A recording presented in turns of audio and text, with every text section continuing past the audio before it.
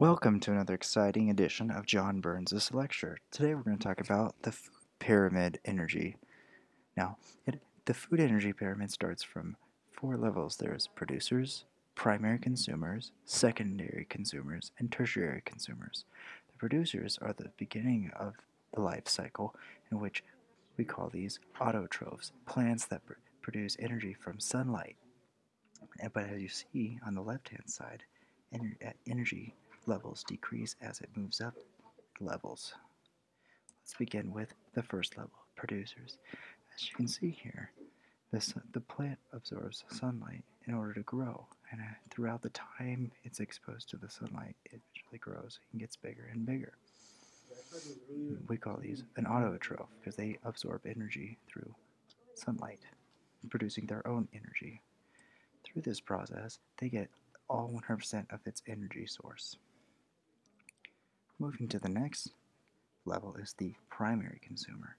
So let's take that cute little plant and introduce it to something else, say a rabbit.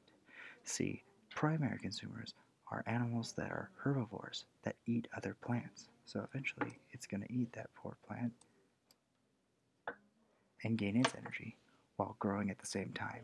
However, because it didn't absorb its own energy, it only retrieves about 10% of the original energy from the plant, losing 90% of all of the original source.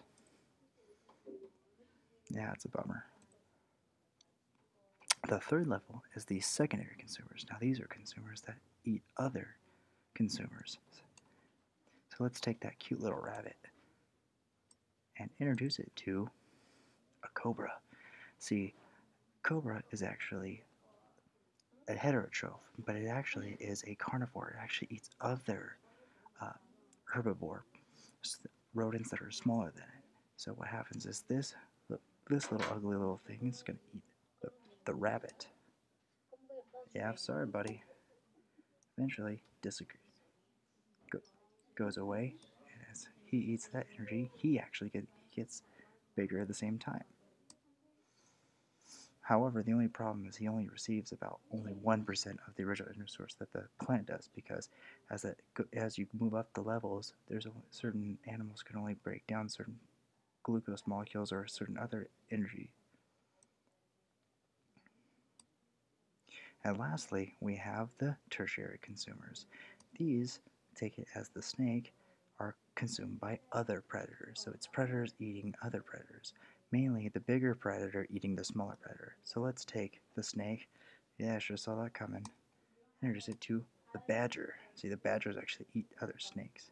So the badger is actually going to eat the snake, and just like a flash, he's gone, while he's gaining energy from its nutrients and grows to become bigger.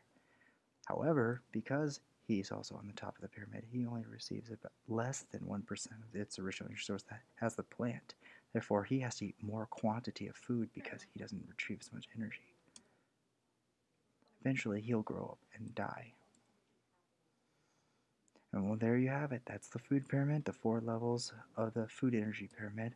I hope you enjoyed your time here and you learned something, and I can't wait to teach you another lesson. Thank you.